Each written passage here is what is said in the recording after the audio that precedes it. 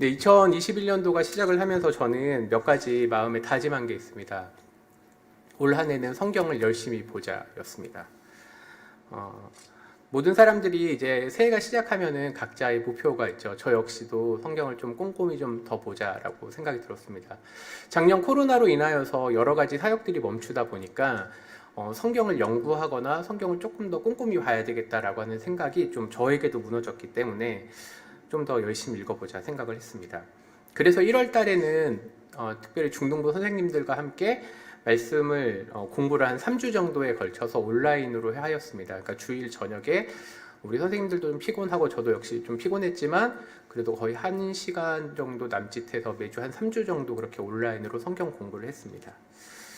그걸 하면서 제가 느꼈던 게 뭐냐면 선생님들이 엄청 열심히 있구나. 열정이 사실 온라인이었지만 너무 느껴졌습니다. 그러면서도 저 역시 계속 도전을 받았습니다.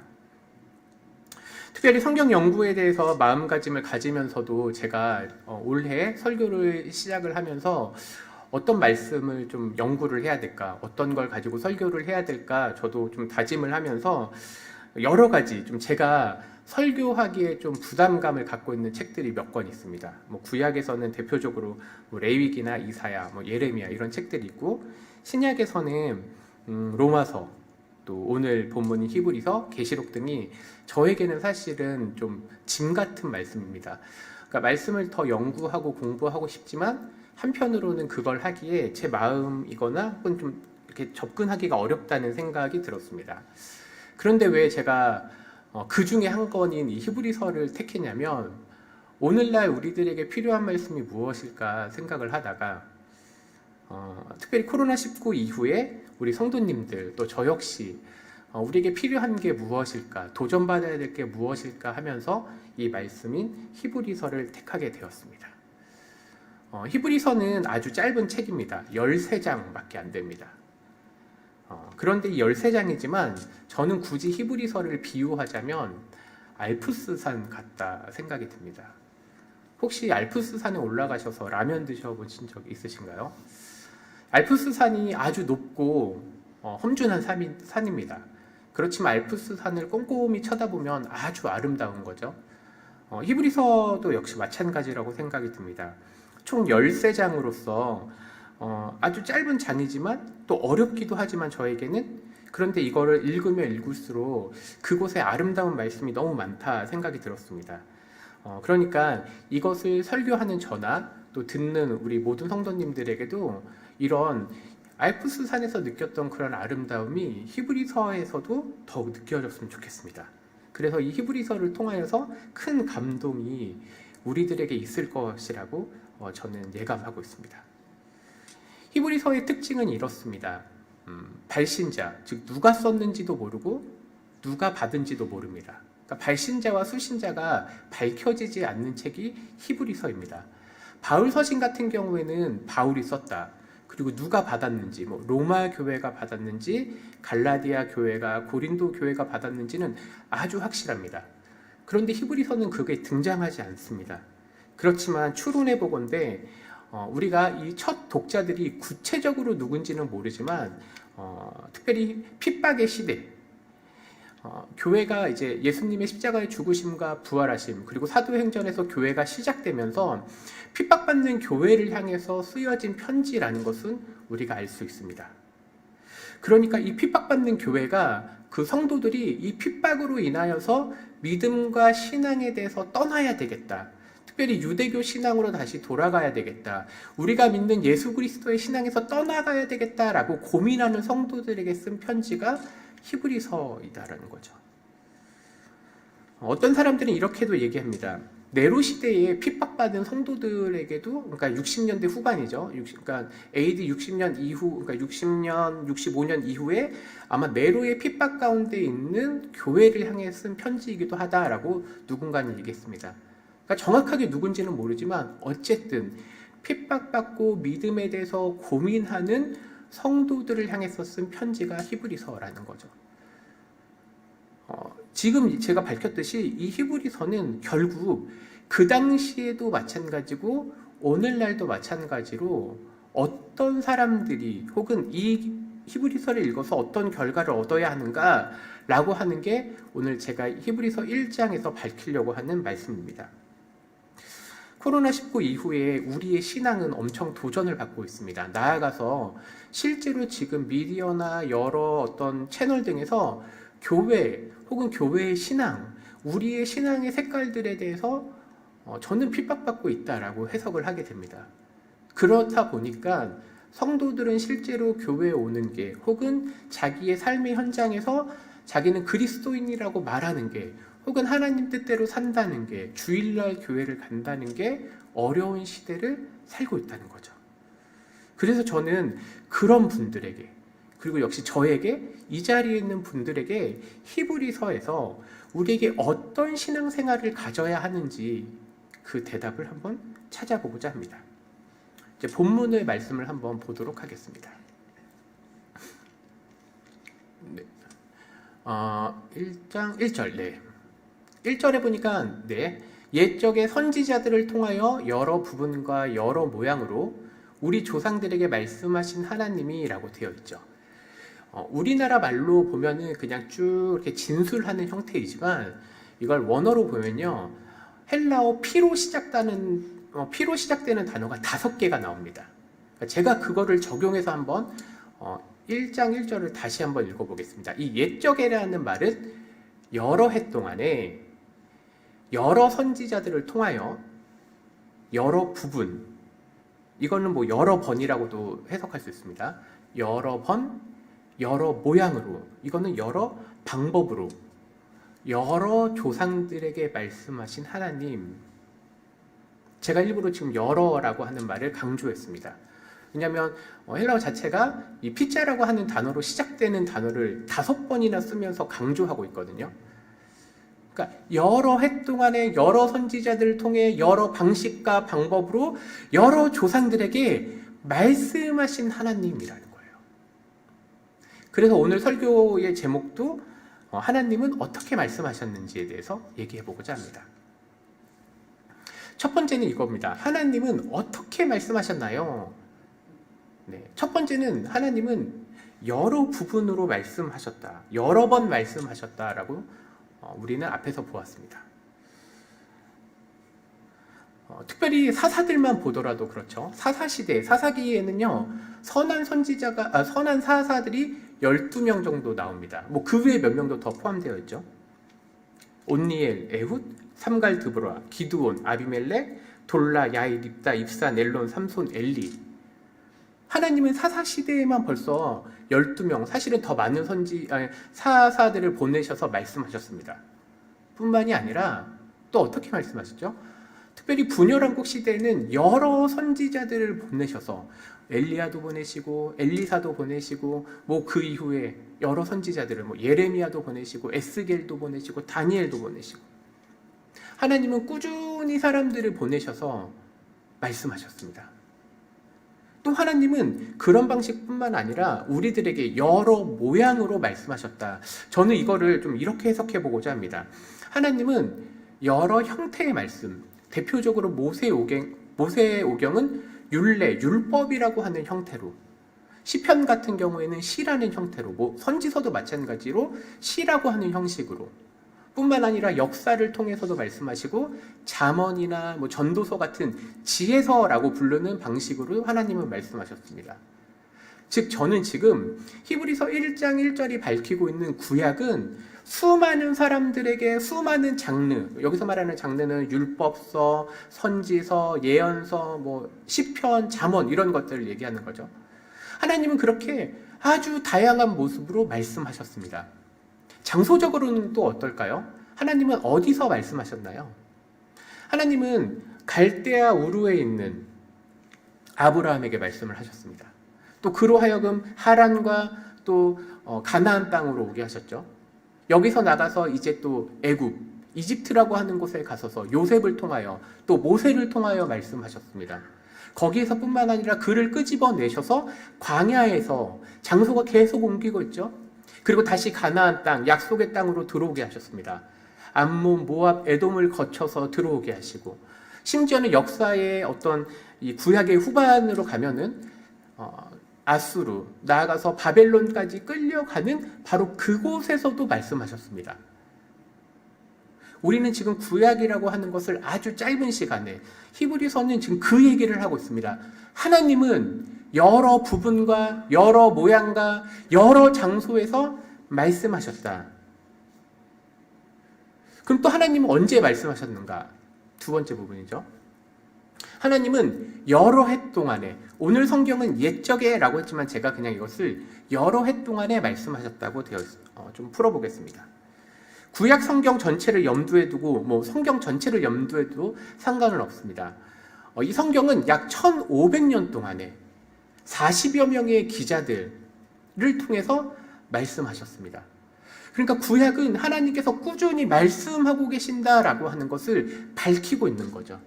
그래서 히브리서를 읽는 독자들로 하여금 하나님은 살아계신 하나님, 말씀하시는 하나님, 우리들에게 꾸준히 말씀하고 계시고 역사하신 하나님이라는 걸 보여주고 있다는 거죠. 그러면 하나님은 이제 우리가 육하 원칙에 따라서 좀 얘기를 제가 하고 있지만, 그럼 누구에게 말씀하셨는가? 여러 선지자들을 통해서 여러 조상들에게 말씀하셨다는 겁니다. 앞서서 저는 사사들에게 또 선지자들을 통해서 말씀하신 하나님을 보았습니다. 1장 1절에서 말하고 있는 옛적의 선지자들을 통하여 라고 했을 때, 이 본문 선지자들을 통하여는 단순히 우리가 예언서, 선지서라고 말하는 선지자들 뿐만 아니라 다윗을 포함해 모세까지, 즉 구약 전체의 수많은 선지자들을 통해서 말씀하셨다라는 것과 동시에 여러 조상들에게도 말씀하셨다라고 되어 있습니다. 제가 이제 성경을 쭉 가르치면서 한 10몇 년 동안 노래를 한 20개를 만들었습니다. 물론 만든 게 아니라 가사를 바꿔서 노래를 하고 있습니다. 그래서 제가 우리 집 아이에게도 가르치는데 효과가 좀 쏠쏠한 것 같아요. 그래서 이 시간에 좀 잠깐 해보도록 하겠습니다. 네, 우리가 반짝반짝 작은 별 있죠. 네, 제가 한번 하겠습니다. 노래는 못하지만 한번 해보겠습니다. 그래서 성경을 제가 가르치는 방식이 이렇습니다. 아담, 노아, 아브라함, 이삭, 야곱, 요셉, 12지파 르벤, 유다, 레위, 베냐민, 요셉의 아들 므낫세, 에브라임, 모두가 애굽. 창세기를 끝냈습니다, 제가. 그러니까 창세기를 통해서 우리는 하나님께서 계속 말씀하고 있다는 거예요. 아담을 통해서, 노아를 통해서, 아브라함, 이삭, 야곱, 요셉, 그 12지파, 그리고 애굽에 가서도 역시 말씀하셨습니다. 그런데 하나님은 창세기에서만 끝나는 것이 아니라 역사를 계속해서 꾸준히 이끌어 가시면서도 말씀하고 있습니다. 2절입니다. 모세, 여수아, 가나안 정복, 사사들, 사무엘, 사울, 다윗, 솔로몬은 성전 건축, 르호보암 왕국 분열, 북이스라엘, 남유다, 바벨론, 포로, 다니엘. 하나님께서는 모세에게, 여호수아를 통해서, 가나안 정복을 하는 그 사사들을 통해서, 사무엘, 사울, 다윗, 이게 열왕기를 지금 얘기하고 있죠. 솔로몬은 성전 건축을 통해서 하나님의 말씀을 들었고, 르호보암은 하나님 말씀에 순종하지 않아요. 왕국이 분열됩니다. 북이스라엘과 남유다로. 그리고 결국엔 바벨론 포로로 끌려가는 다니엘까지. 하나님은 수많은 사람들을 통해서 수많은 방식으로 말씀하셨습니다. 그러면 이렇게 쭉쭉쭉 이제 넘어왔는데, 제가 이제 결국에 하고 싶은 얘기는 이겁니다. 그러면 하나님은 무엇을 말씀하셨는지, 여태까지는 언제, 어떻게, 누구에게라고 얘기했다면, 하나님은 무엇을 말씀하셨는지, 즉 구약의 내용의 핵심이 무엇인가요? 구약을 이해할 수 있는 틀이 무엇인가요? 그게 오늘 어떤 성경 1절을 통해서, 그리고 구약 전체를 좀 염두에 둔 말씀입니다. 말씀을 좀 보겠습니다. 하나님은 무엇을 말씀하셨나요? 2절입니다. 네, 히브리서 1장 2절에 이 모든 날 마지막에는, 앞서서 여러 선지자와 여러 조상들에게 말씀하신 하나님이 이 마지막에는, 어느 결정적인 순간에는, 이 말씀이 이루어진 순간에는 아들을 통해서 우리에게 이제 직접 말씀하셨다는 겁니다. 이제 여기서부터 이제 아들이 말씀하신 것, 즉 우리 예수님께서 구약을 통해서 하신 말씀이 무엇인지를 찾아가고 있는 거죠. 즉 저는 히브리서의 말씀을 통해서 예수님에게 초점을 맞출 것이고 예수님의 말씀의 핵심을 찾아서 구약을 볼 수 있는 틀을 소개하려고 합니다. 말씀은 누가복음 24장입니다. 우리 성경 있으신 분들은 누가복음 24장을 한번 보도록 하겠습니다. 누가복음 24장은 예수님께서 십자가에 죽으시고 부활하신 이후에, 그리고 예수님이 죽으신 것으로 인하여서 실망하여 도망가는 제자들에게 오셔서 하신 말씀이 24장 27절입니다. 이에 모세와 모든 선지자의 글로 시작하여, 여기서도 말하는 모든 선지자, 이거는 이제 우리가 좀 구약을 나누면, 장르를 나눠보면 모세라고 하는 건 모세오경을 얘기하고요. 모든 선지자의 글은 선지서, 예언서뿐만이 아니라 시편, 잠언, 전도서까지 포함할 수 있는, 즉 구약 전체, 그렇죠? 모세와 모든 선지자의 글로 시작하여 모든 성경에 쓴 바 자기에 관한 것을 자세히 설명하시니라. 즉 구약은 예수님에 대해서 얘기하고 있다라는 것이 일부 드러나 있습니다.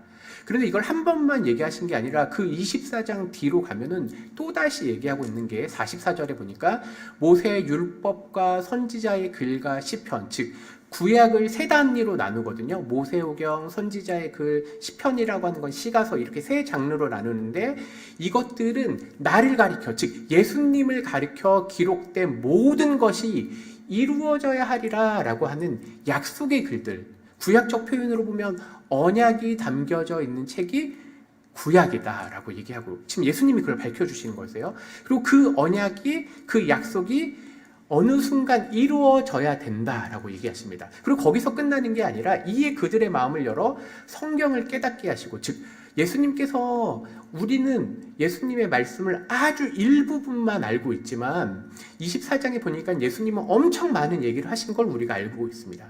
그들의 마음에 열어 성경을 깨닫게 하시고, 예수님이 지금 부활하시고 승천하시기 직전의 말씀이에요. 47절, 죄사함을 받게 하는 회개가 예루살렘으로 시작하여 모든 족속에게 전파될 것. 이거 많이 들어봤던 말씀 아닌가요? 예루살렘으로부터 시작해서 모든 족속에게. 맞습니다. 누가복음 후반에서는 지금 예루살렘과 모든 족속이라고 되어 있고요.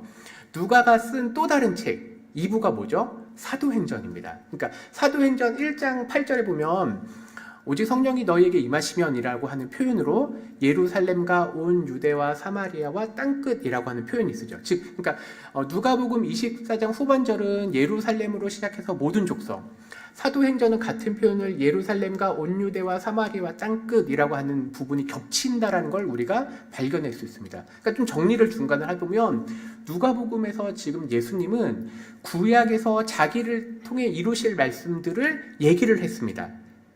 그리고 이 말씀은 이제 모든 족속에게 퍼져야 된다라고 얘기를 하면서 저희는 잠깐 사도행전 1장으로 한번 넘어가 보겠습니다. 사도행전 1장 8절은 오직 성령이 너에게 임하시면 예루살렘과 온 유대와 사마리아 땅끝까지 이르리라 라고 하는 말씀, 그 앞에 보면 1장 3절에 이런 말씀이 있습니다. 그가 고난받으신 후에, 즉 예수님께서 십자가의 사건으로 죽으신 그 고난을 받으신 후에 또한 그들에게 확실한 많은 증거로 친히 살아계심을 나타내서, 즉 예수님의 부활하심을 통해서 수많은 제자들에게 나타나셨죠. 그리고 나서 예수님은 약 40여일 동안 이 땅의 제자들과 함께 계셨습니다.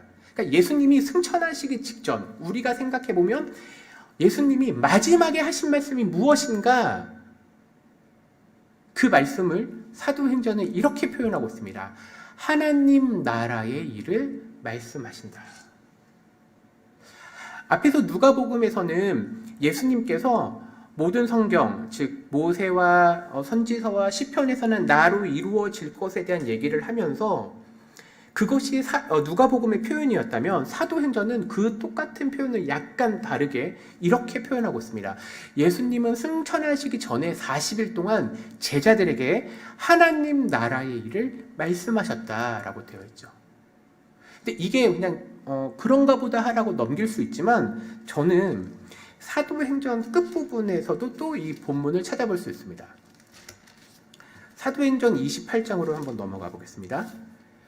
지금 사도행전에 앞서서는 예수님의 부활 이후에 교회가 생기는 사건들, 사도행전 2장부터 해서 성령 받은 사건을 쭉 오고 있다가 복음이 로마로까지 가야 된다라고 하는 게 사도행전의 목적지입니다. 왜냐하면 예루살렘과 온 유대와 사마리아 땅끝, 여기서 말하는 땅끝은 사도행전 자체적으로 보면 로마거든요. 근데 로마에 가서 그럼 바울이 무엇을 했느냐? 여기서 두 번이나 똑같은 표현이 쓰여져 있습니다. 첫 번째는 하나님의 나라를 증언하고, 또 모세 율법과 선지자의 말, 이거는 우리가 이제 익숙하게 구약은 예수님에 대해서 설명하고 있다. 근데 또 얘기하고 있어요. 사도행전 28장 31절엔 하나님 나라를 전파하며, 마지막 구절이죠. 그런 다음에 또 예수 그리스도에 관한 모든 것을 담대하게 거침없이 가르치더라. 그럼 이제 중간 결론을 제가 내려보면 이렇습니다. 즉 예수님께서 말씀하신 것은 구약을 통해서, 즉 성경을 통해서 자신에게 이루어질 일들에 대해서 얘기를 하신 것이고, 근데 그게 예수님에 관한 것만 있는 게 아니라 그 속에는 사도행전에서 전체적으로 얘기한 게 바로 하나님 나라가 어떻게 이루어지는지에 대해서 얘기하고 있다는 거죠. 오늘 본문에 찾아보지 않았지만 바울은 여러 곳을 움직이면서 복음을 전합니다. 근데 우리가 복음하면 복음이 뭐죠? 라고 하면 우리 각자 여러 가지 생각을 하게 되고 여러 가지 진술을 하죠. 그런데 사도행전에서 바울이 복음을 전한다라고 했을 때는요, 두 가지 개념인 거예요. 하나는 하나님 나라의 일이고 또 하나는 예수님에 관한 거예요. 그런데 사도행전에 바울이 얘기하고 있는 예수님에 관한 것은요, 두 단어로 표현하면 이렇습니다. 첫 번째는 예수와 두 번째는 부활. 바울은 복음의 핵심을 예수와 부활이라고 되고 있습니다. 예수라고 하는 것은 복음서를 전체를 포함해서 예수님의 사역, 예수님이 어떤 분이신지, 그리고 더 나아가서 구약의 하나님 나라와 예수님은 어떤 연관이 있는지에 대해서 바울이 밝히면서 동시에 그 예수님께서 부활하셨다. 부활이라고 하는 개념은 더 나아가서 그 예수를 믿는 자들도 부활할 것이다 라고 얘기하는 것을 알 수 있습니다. 그러니까 사도행전 그리고 구약에서는 하나님의 나라에 대한 복음을 선포하고 계신다라는 것을 우리가 알게 되는 거죠. 이제 정리를 해보겠습니다. 그러면 하나님은 언제, 어디서, 어떻게 말씀하셨는지에 대해서 마지막 부분에 하나님은 무엇을 말씀하셨는가? 저는 그 결론에 바로 구약은 하나님 나라와 예수님을 통해 이루실 것을 말씀하셨다라고 이제 결론을 내릴 겁니다. 그러면 하나님 나라는 구약에서 어떤 형태로 드러나게 될까요? 저는 그 본문을 창세기 12장으로 시작하려고 합니다. 창세기 12장 2절 말씀은 우리가 아주 즐겨 읽는, 외우는 말씀이죠. 내가 너로 큰 민족을 이루고, 근데 18장 18절은 뭐라고 되어 있죠? 아브라함은 강대한 나라가 되고. 제가 왜 이 두 구절을 뽑았을까? 한번 설명을 들어보시기 바랍니다. 내가 너로 큰 민족을 이루겠다라고 하는 이 큰 민족은 한글 성경으로 보면은 그냥 큰 민족입니다. 근데 혹시 영어 성경을 가지고 계신 분들은 이 큰 민족이 Great Nation, 우리가 생각하기엔 그냥 민족, 어떤 사람들이라고 되어 있지만 실제로 그 단어는 큰 나라라고 되어 있습니다. 근데 18장 18절에 뭐라고 되어 있죠? 아브라함은 강대한 나라가 되고 라고 되어 있는데, 앞서서 큰 민족의 Great Nation이라고 하는 게 18장 18절에도 강대한 나라. 해석하는 건가요? 아니요. 히브리어는 두 개를 똑같은 단어를 쓰고 있습니다. 그러니까 하나님이 내가 너로 큰 민족을 이루겠다라고 하는 것은 단순히 사람을 통한 것을 얘기한 것뿐만 아니라 창세기 12장은 하나님께서 아브라함을 부르셔서 어떤 나라, 여태까지 제가 얘기했던 하나님 나라를 이루겠다고 하는 명령, 부르심에 대한 것이고, 동시에 18장 18절에 또 반복하고 있는 말씀은 하나님은 아브라함을 통해서 강대한 나라, 저는 이거를 하나님 나라라고 생각하게 됩니다. 그렇습니다. 그러면 이제 제가 여태까지 얘기했던 것을 결론 내리면 이렇습니다. 하나님께서는 구약에서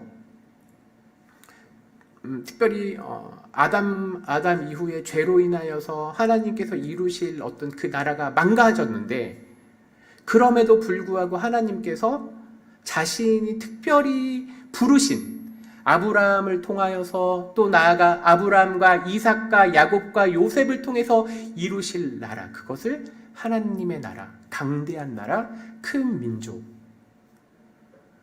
하나님의 나라, 하나님 나라라는 어떤 걸 것일까요? 그것은 바로 하나님이 왕이신 나라인 거죠. 즉 하나님께서 아브라함을 왜 부르셨는가? 갈대아 우르에서 왜 부르셨는가? 그것은 하나님께서 왕이 되시는 나라. 근데 하나님은 그것을 구체적인 모습으로 땅을 약속하셨습니다. 약속의 땅. 그래서 가나안 땅 정복이 아주 중요하다는 것을 우리는 모세 오경을 통해서, 여호수아를 통해서, 사사기를 통해서 밝혀졌습니다. 그런데 그 땅에서 다시 쫓겨나게 되죠. 그럼 하나님께서 왕이신 나라를 없애버리신 걸까요? 아닙니다. 그 말씀의 최종적인 선언, 그리고 그 성취가 바로 요한계시록에서 새하늘과 새 땅이라고 하는 정말로 하나님이 왕이신 나라가 선포되고 있습니다. 또 하나님은 뭐라고 얘기하셨느냐? 하나님은 어떤 사람들, 어떤 후손, 우리나라 말은 후손이지만 씨에 대한 얘기죠. 하나님은 어떤 씨를 통해서 이 나라를 이루실 것인가? 아브라함과 이삭과 야곱과 요셉과 하나님께서 선언하시고 하나님께서 선택하신 그 백성들, 12지파를 통해서, 신약에 와서 12제자를 통해서, 나아가 오늘날 우리 교회를 통해서 하나님의 나라가 이룰 것을 얘기하고 계시는 거죠. 우리가 그 부름에 당했다는 거예요. 그러니까 아브라함에 대한 부름은 오늘날 우리에 대한 부름과 아주 깊은 연관이 되어 있습니다. 하나님은 약속하셨습니다. 어떤 걸 약속하셨죠? 바로 하나님께서 그 나라를 이루어 가시겠다는 것을. 그래서 저희는 오늘 히브리서를 통해서 그 말씀이 어떻게 이루어질지를 밝히고 있는 것이고, 또 나아가 하나님은 하나님의 통치를 받는 사람들에 하여금 복을 선언하셨습니다. 그게 창세기 12장 2절이죠.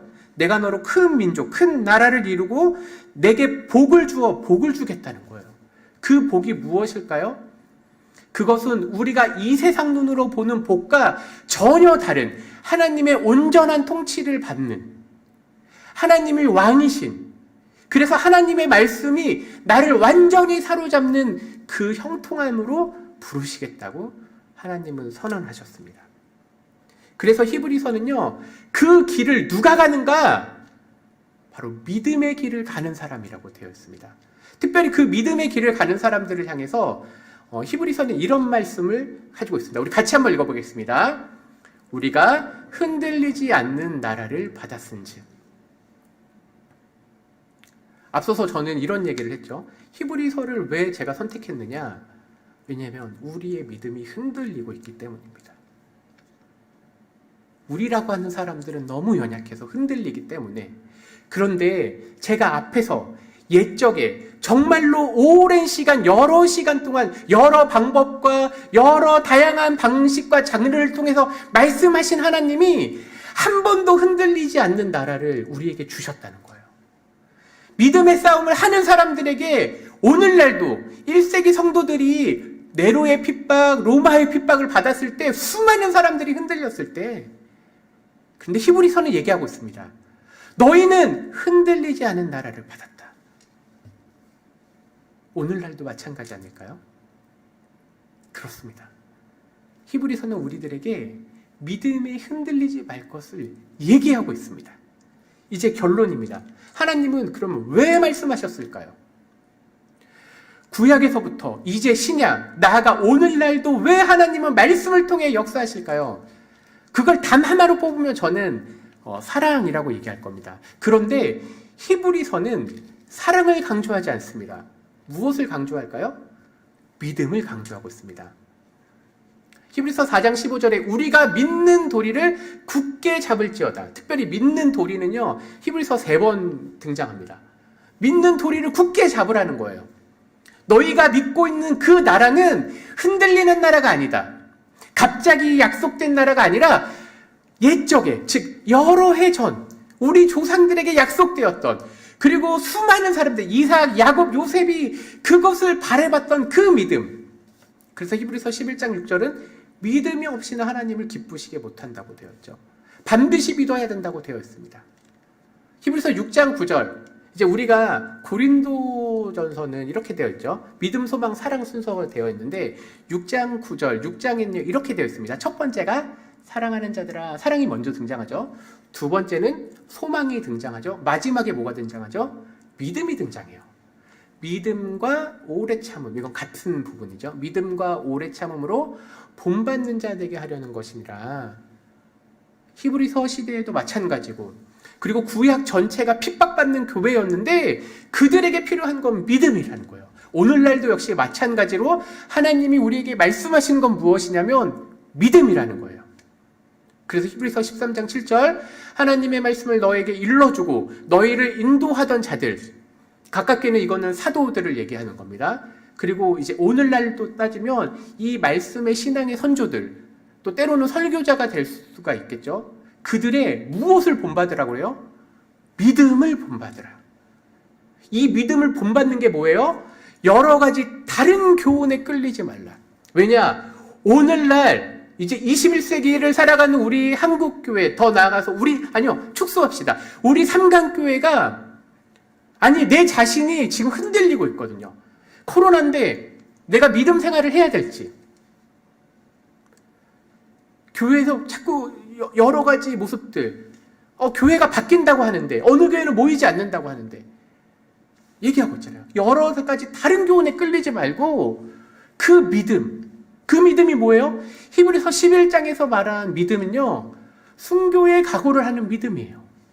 핍박을 받지만 끝까지 지킨 믿음, 하나님의 나라가 성취된 것을 못 보았지만 그 길을 갔던 그 믿음을 우리들로 지키라고 하는 거예요. 그럼 어떻습니까, 성도님들? 오랜 시간 동안 믿음에 가한 용사들을 우리는 보았습니다. 십자가의 길을 가신 예수님을 보셨습니다. 고난의 길을 간 우리 사도들을 보았습니다. 그러면 오늘날 우리는 어떤 길을 가야 될까요? 히브리서는 믿음의 길을 가라는 거예요. 우리가 가야 될 길은요, 믿음의 길이에요. 오랜 시간 동안 역사하신 하나님께서, 그래서 성경을 왜 읽어야 돼요? 우리의 믿음을 지키거든요. 우리는 흔들리는 사람인데 하나님의 나라, 구약은 단 한 번도 흔들리지 않았어요. 하나님의 말씀은요, 성취된 말씀이에요. 그리고 또 하나, 요한계시록과 히브리서에서 말하고 있는 그 나라, 반드시 올 거예요. 그렇지만 그 길을 가는 동안 수많은 핍박, 수많은 다른 교훈들, 자꾸 다른 길로 가고 싶은 그 내면의 그것들을요, 히브리서는 책망하는 거예요. 가지 말고 오직 믿음의 길을 가라는 거예요. 왜냐? 그 길이 생명의 길이기 때문에 그래요. 그럼 우리 성도님들 어떻습니까? 믿음의 길을 가셔야 되지 않을까요? 히브리서에서 말씀하고 있는, 때로는 순교의 길이고 때로는 핍박받는 길이지만, 그러나 그 믿음의 길을 끝까지 가라고 우리들에게 얘기하고 계십니다. 그래서 저는 이 생명의 길을, 믿음의 길을, 때로는 그게 고난의 길이고 십자가의 길이지만 그 길을 끝까지 가자고 히브리서의 말씀을 밝히 드러내보고자 합니다. 우리가 그 길을 함께 걸어가야 되겠습니다. 기도하겠습니다. 주님, 감사합니다. 옛적부터 말씀하신 그 하나님께서 히브리서를 통하여서, 또 요한계시록을 통하여서, 그리고 오늘 성경 66권을 통하여서 말씀하시는 그 하나님을 간절히 만나기 바랍니다. 주님, 그 말씀을 통하여서 우리가 믿음의 길을 걸을 수 있도록 인도하여 주시옵소서. 주님, 정말로 교회가 여러 가지, 물론 잘못한 것도 있고 우리의 연약한 점들이 분명히 있습니다. 그러나 히브리서는 우리가 받은 나라는 흔들리지 않는 나라라고 하였습니다. 우리가 끝까지 하나님의 그 길을 걸어갈 수 있도록 인도하여 주시옵소서. 믿음의 길이 생명의 길임을 고백하게 도와주시옵소서. 그리하여서 우리가 그 하나님을 배운 날까지 충성을 다할 수 있도록 인도하여 주시옵소서. 예수님 이름으로 기도합니다. 아멘.